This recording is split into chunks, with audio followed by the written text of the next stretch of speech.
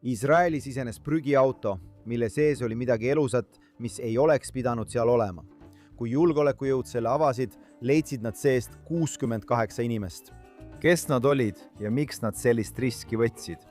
Ja kui see sissetungimise katse avastati, siis kui paljud ei jää vahele? Vaatame seda klippi.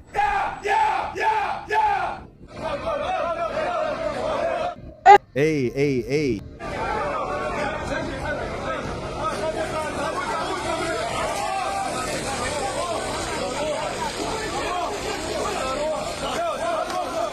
Tere tulemast tagasi saatesse Judication siin JNS TV-s. Lubage mul seda klipi selgitada. Julgeolekujõud avastasid Cross Samaria kontrollpunktis 68 Palestiina omavalitsuse araablast, kes üritasid ebaseaduslikult siseneda Iisraeli keskossa, peitudes prügiveokisse. Juht Kfar Qassami elanik oma 30-ndates arreteeriti. Kas need illegaalsed sisserändajad otsisid tööd? Kes siin oleks valmis riskima oma pere heaoluga? Tänu Jumalale, et nad tabati. Kui paljusid ei tabata ja kui paljud hiilivad iga päev riigi keskossa. Olgu selleks siis augud turvatõkkes, üle turvatõkke ronimine või üritamine ületada kontrollpunkte salaja. See on tõsine probleem. Hämmastav, et julgeolekujõud peatasid selle veoauto. Muidugi, mis sotsiaalmeedias juhtus? Iisraeli vihkajad väitsid, et Iisrael toppis need inimesed, need araablased, prügiveokisse, et neid transportida ja inimesed uskusid seda. Ma ei oska öelda, mitu korda ma nägin seda videot X-is jagatavat, kus väideti, et juudid sundisid araablasi prügiveokisse. See maailm, kus me elame, on lihtsalt hullumeelne. Inimesed võivad lihtsalt midagi välja mõelda ja kasulikud idioodid usuvad seda või juudivihkajad levitavad seda faktina. See ei üllata mind. Veeda 10 minutit internetis ja sa näed, kui palju juudivihkamist seal on. See on lihtsalt hullumeelne reaalsus, kui kaugele inimesed on valmis minema, et panna Iisrael ja juudid halvas valgusesse. Liigume edasi. Arva ära, mida tegi Saksamaa kantsler enne eelmisel nädalal toimunud 2026. aasta holokausti märtrite ja kangelaste mälestuspäeva. Vaata seda säutsu. Mind teeb sügavalt murelikuks arengud Palestiina aladel, seisab seal. Telefonikõnes peaminister Netanyahuga tegin selgeks, et ei tohi toimuda de facto annekteerimist sellele, mida tema nimetab läänekaldaks. Nii et päeval, mil me meenutame 6 miljonit Saksa natside poolt tapetud juuti, otsustab Saksamaa juht, kus juudid tohivad või ei tohi elada. Huvitav. Ma ei ütle, et kantsler oleks nats. Ausalt öeldes ma ei tea, kes ta on, aga kasutada holokausti mälestuspäeva selleks, et otsustada, kus sakslased arvavad, et juudid tohivad või ei tohi elada, see on irooniline. Õigem oleks öelda rassistlik, kui väita, et juudid ei tohi elada Juudamaal nende etnilise päritolu tõttu. Paljude rahvusvahelises üldsuses valitsev kinnisidee sellest, et juudid ehitavad meie iidsel, piibellikul ja ajaloolisel kodumaal pergolaid või lasteaedu, on lihtsalt uskumatu. Iisrael ei tohiks lasta ühelgi Euroopa juhil dikteerida, milline saab olema meie sisepoliitika, eriti neil, kes varjavad oma rassismi, väites, et tegemist on niinimetatud humanitaarküsimusega. Kui araablased võivad elada kohas nimega Juudamaa, siis kindlasti võivad ka juudid seal elada. Samuti holokausti mälestuspäeva teemal. Nagu teatas JNS News, Palestiina omavalitsuse juht Mahmoud Abbas andis esmaspäeva õhtul postuumselt medali PA niinimetatud tapu eest maksmise programmi endisele juhile, mille kaudu Ramallah maksab toetusi Iisraelis vangistatud terroristidele ja surnud terroristide peredele. Abbas andis Palestiina riigi teenete tähe kadunud Kadri Abu Bakri sugulastele, teatas Palestiina omavalitsuse ametlik uudisteagentuur WAFA. Abu Bakr oli PA rahastatud PLO vangide asjade komisjoni direktor, mis oli osa süsteemist, mida Palestiina omavalitsus on kasutanud terroristidele ja nende peredele maksete tegemiseks, teatasid Iisraeli kaitsevägi ja julgeolekufoorumi mõttekoda. Holokausti ajaloolane Rafael Medov, David S. Weimani Holokausti uuringute instituudi direktor, märkis teisipäeval avaldatud arvamusartiklis, et tseremoonia toimus samal ajal, kui Iisrael alustas holokausti märtrite ja kangelaste mälestuspäeva Yom HaShoah tähistamist. Seda mälestatakse igal aastal heebrea kalendri Nisani kuu 27. päeval, mis sel aastal algas päikeseloojangul 13. aprillil. Ta küsis, kas on lihtsalt juhus, et Abbas otsustas austada Abu Bakrit just holokausti mälestuspäeval. Tõenäoliselt mitte. Arvestades Abbasi sügavat huvi holokausti vastu, kirjutas Medov, viidates Abbasi 1983 aasta doktoritööle. Sellest sai raamat pealkirjaga Teine pool. Salajased suhted natsismi ja sionistliku liikumise juhtkonna vahel. Tegelikkuses oli natside poolt tapetud juutide arv palju väiksem kui 6 miljonit ja võis olla isegi alla 1 miljoni, kirjutas Abbas. Abbasi sõnul on paljud teadlased vaielnud 6 miljoni üle ning jõudnud jahmatavate järeldusteni, määrates juutidest ohvrite arvuks vaid mõnisada tuhat. Seda ta väitis. Alates 60-ndatest oli Abu Bakri ülesandeks Fatahi liikumises, mis on Palestiina omavalitsuse peamine poliitiline jõud, varustada terroriste relvadega, et nad saaksid tappa juute. Nii väidab Medov. Tegelikult veetis Abu Bakr 20 aastat Iisraeli vanglates ning Iisraeli võimud pidasid teda nii ohtlikuks, et saatsid ta pärast vanglast vabastamist Iraagi pagendusse. Siin on siis terrorist, kelle ülesandeks oli hoolitseda selle eest, et kõik teised terroristid saaksid tasu. See oligi tema töö. Ja talle antakse suur autasu postuumselt. Mille eest see auhind antakse? Selle eest, et ta oli tõhus terrorist ja hoolitses selle eest, et teised terroristid ja nende pered saaksid oma raha. Ja millal see kõik toimub? Millal ta selle auhinna saab? Päeval, mil me meenutame 6 miljonit juuti, kelle natsid tapsid. Ja lisaks kõigele on Palestiina omavalitsuse juht tuntud holokausti eitaja. Vaata, kuidas see kõik kokku sobitub. Just nende inimestega me tegeleme. See pole isegi Hamas. Need on meie väidetavad rahupartnerid Palestiina omavalitsusest. Kahjuks on see reaalsus, mille me ise lõime 1990-ndate alguses ja mis tuleb ümber pöörata enne, kui on liiga hilja. Liigume edasi. Laialdase asunike vägivalla müüt on teadlik veresüüdistus. Me räägime asunike vägivallast või väidetavast asunike vägivallast peaaegu igal nädalal saates.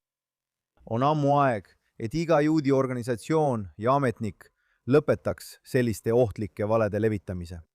See on Mort Kleini, ZOA riikliku presidendi sõnul, kes kirjutas sel nädalal JNS-is arvamusartikli. Klein ütleb, et 98% juhtumitest, kus väidetakse araablaste surma või vigastusi, tulenesid kokkupõrgetest julgeolekujõududega, mitte niinimetatud asunikega. Iisraeli julgeolekujõud peavad sageli peatama araabia terroriste rünnakute toimepanemise ajal. Kokkupõrked tekivad ka siis, kui araabia terroristid tulistavad julgeolekujõudude pihta, kes üritavad neid kinni pidada rünnakute kavandamise või toimepanemise eest. Iisraeli võimud reageerivad igasugusele vägivalla ilmingule karmilt. Klein arutas ka Regavimi organisatsiooni poolt 2025 aasta aprillis avaldatud üksikasjaliku 125 leheküljelist aruannet. See kandis pealkirja Valelipud ja tõelised kavatsused, asunike vägivald, kaasaegne veresüüdistus. Aruanne analüüsis ÜRO humanitaarasjade koordineerimisbürood OSHAd. Nagu teada, kogub nende veebisait väidetavaid asunike vägivalla juhtumeid, mida edastatakse OSHAle. Iisraeli vastaste vabaühenduste ja välisriikide, Palestiina omavalitsuse ning teiste Iisraeli vastaste allikate poolt. Põhjalik analüüs näitas, et OSHA, Palestiina omavalitsus ja Iisraeli vastased vabaühendused lugesid järgmised juhtumid asunike vägivalla hulka. Sa ei usu seda. Araablased, kes said vigastada või hukkusid, kui nad sooritasid terrorirünnakuid iisraellaste vastu. See on asunike vägivald. Araablaste rünnakud iisraellaste vastu on valesti liigitatud kui iisraellaste rünnakud araablaste vastu. Juudi kõrastused Templimäele. Seda peetakse asunike vägivallaks. Kokkupõrked julgeolekujõududega. Turistid külastavad arheoloogilisi paiku. Ei mingit vägivalda, lihtsalt külastus arheoloogilisele paigale. Taristutööd, mida viib seaduslikult läbi Iisraeli riik. Liiklusõnnetusi peetakse asunike vägivallaks.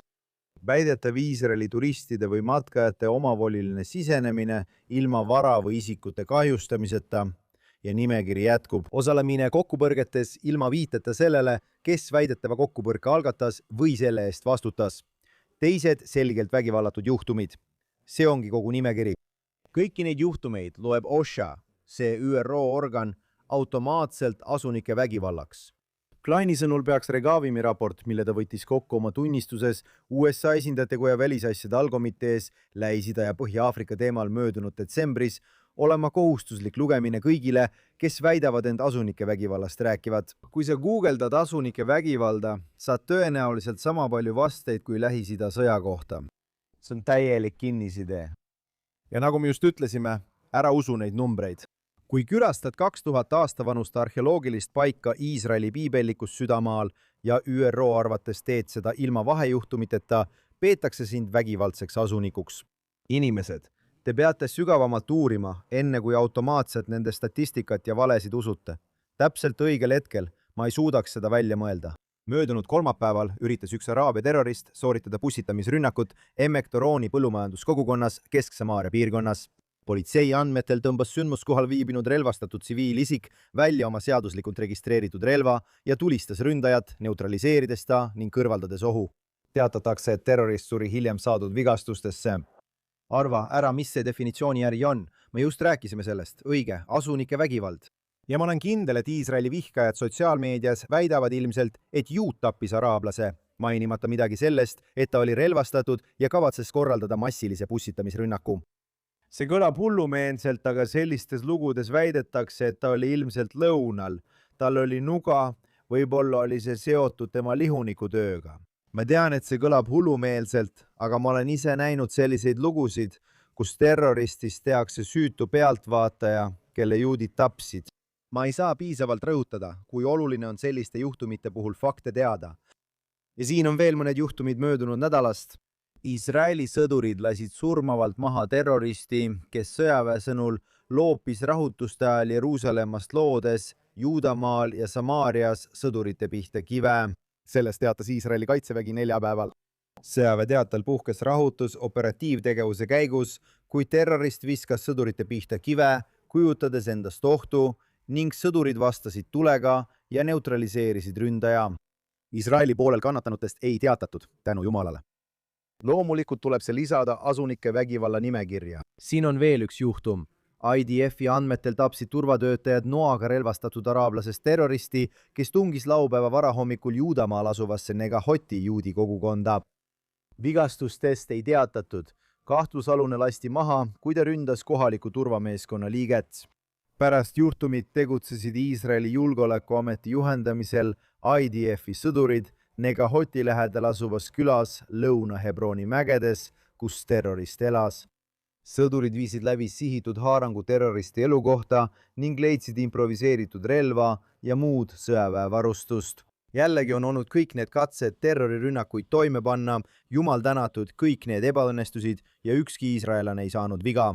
Ometi arvatakse need kahtlemata asuniku vägivalla juhtumite hulka, kui Iisraeli vihkajad koostavad oma aruandeid Juudamaa ja Samaaria rahva kohta. Liigume edasi. Abu Ali Express Telegramis ütleb, et ilmub täiendavaid üksikasju Itaalia ajakirja Fotost, mis vallandas sotsiaalmeedias Iisraeli vastu vihalainet. Nii kasutas Itaalia ajakiri L'Espresso fotot, et väita, nagu kuritarvitaksid religioossed Iisraeli kaitseväe sõdurid araablasi Juudamaal ja Samaarias. On olemas ka video. Al-Arbia raportis intervjueeritakse fotosubjekti, Mihad Abu Al-Rubi. Ja ta selgitab oma sõnadega, et saabus sinna omal algatusel osana protestist juutide vastu Juudamaal. Nagu videost näha, oli sündmuskohal ebatavaliselt palju ajakirjanikke ja fotograafe, kes ootasid, et Mihad annaks neile sobiva materjali tema soovitud päevakorra edendamiseks. Teisisõnu, see oli ette planeeritud. Tuleb meeles pidada, et IDF-i sõdurite poolt ei olnud seal mingit vägivalda, oli vaid fotopilgust või pilguheitest. Lisaks toimus raporti kohaselt see sündmus Hebroni piirkonnas enam kui 6 kuud tagasi.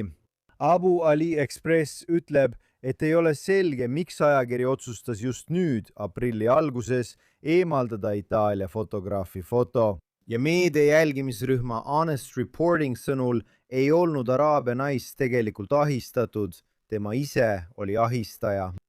Foto pööras loo pea peale, et suruda peale seda narratiivi, mida fotograaf ja ajakiri tahtsid teile rääkida. See on uus antisemitism, mida õhutavad Palestiina omavalitsuse araablased. Siin on siis foto juudist ja sellest araabia naisest. Ei mingit vägivalda, ei mingit vahejuhtumit, lihtsalt Iisraeli sõdur, kes veendub, et kõik oleks rahulik. Ja ometi võtab see Itaalia ajakiri selle 6 kuu taguse foto ja paneb selle oma kaanele, süüdistades minu arvates Iisraeli sõjaväge väärkohtlemises. Kas sa saad sellest aru? See ei ole kajastamine. See ei ole ajakirjandus, see on propaganda. See on jälk stereotüüp usklike sõdurite vastu, inimeste vastu, keda nad peavad niinimetatud asunike tüüpilisteks esindajateks. See ei ole tõeline ajakirjandus. Iisraeli välisministeeriumi esindajad on ajakirja kritiseerinud, kuid nad jäävad siiski selle foto juurde. Ma ütlen neile, häbi. Samuti teatab sel nädalal Palestinian Media Watch, et Palestiina omavalitsuse sõnul on Iisrael loonud spetsiaalse närilise. Ma ei tee nalja. See ründab spetsiaalselt araabia lapsi ja haigeid inimesi Gazas. Ei, see ei ole nali ega väljamõeldis. See on Palestiina omavalitsus, kes levitab verevalesid Iisraeli riigi ja juudi rahva kohta. PMW ütleb, et uued rotid Gaza sektoris on võib-olla hilisem versioon teistest Iisraeli geneetiliselt muundatud rottidest, mille Palestiina omavalitsus paljastas 2008. aastal. See ei ole esimene kord. Nad väidavad, et need rotid on loodud selleks, et peletada Jeruusalemma araablasi. PMW teatas siis Palestiina omavalitsuse metsikutest süüdistustest, mille kohaselt olid hiiglaslikud rotid immuunsed rotimürgi suhtes, agressiivsed ja tavapärasest suuremad, ei kartnud kasse ning suutsid neid eemale peletada. Väga viljakad emased rotid toovad aastas ilmale 140 poega, mis on 4 korda rohkem kui tavaliselt. Ja loomulikult on need närvised väga valivad, sest Jeruusalemma juudi elanikke need loomad ei mõjuta. Inimesed, see kõlab nagu nali, aga see ei ole nali. Iisraelased aretavad neid suuri rotte. Nad väidavad, et see on tõsi. Ja need raportid ilmuvad ning inimesed usuvad, et just seda Iisrael teebki. See on tegevusplaan, kuidas inspireerida järgmist noorte põlvkonda Iisraeli vihkama ja tahtma sooritada terrorirünnakuid juutide vastu juudi riigis. Kui kurb see on? Ma tahan selle nädala lõpetada mõne positiivse uudisega. Medialine teatab, et Tennessee üldkogu võttis vastu esindajatekoja resolutsiooni 1446, mida tuntakse kui Juudamaa ja Samaaria tunnustamise seadust. Kristlike seadusandjate riikliku assotsiatsiooni sõnul saadeti see meede kuberneri lauale osana pingutustest ühtlustada terminoloogiat osariigi valitsuse suhtluses. Siides nõuab, et osariigi asutused kasutaksid ametlikes materjalides terminit Juudamaa ja Samaaria. Toetajad väidavad, et see terminoloogia peegeldab iidseid juudi ajaloolisi sidemeid selle maaga. Samal ajal kui Läänekallas, mida rahvusvaheliselt laialdaselt kasutatakse, pärineb Jordaania kontrolli ajast selle territooriumi üle, peaksin ütlema ebaseadusliku kontrolli pärast 1948 aastat.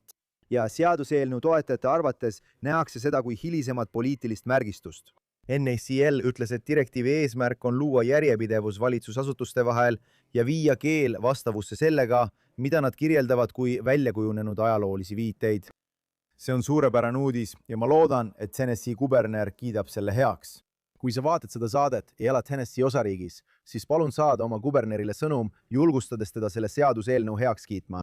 Nimi on Juudamaa ja Samaaria. Läänekallas. See termin on katse õnnestada juutide iidse sideme legitiimsust selle piirkonnaga. Kahjuks kasutavad seda terminit nii paljud inimesed maailmas.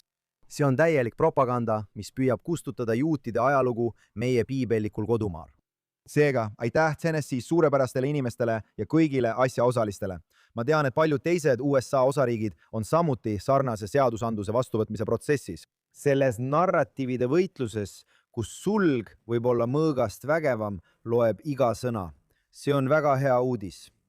Aitäh, et liitusite meiega siin GNS TV's järjekordseks Judekidationi episoodiks. Tahan tänada inimesi, kes siin kulisside taga töötavad. Produtsent Barbara Khanamov, engineer Aaron Rogalanter siin puldi taga, Zach Sickerman, Ryan Lifshitz, jaamajuht Juri Svetski ning videomonteerija Olga Senatov. Kindlasti külastage GNS TV'd, et saada osa kõigest suurepärasest sisust, mida pakutakse. Tellige, andke meile super thanks ja muidugi külastage gns.org, et jälgida värskeimaid uudiseid Iisraelist, Lähis-Idast ja kogu juudi maailmast. Minu nimi on Josh Hastin, GNS Newsi korrespondent.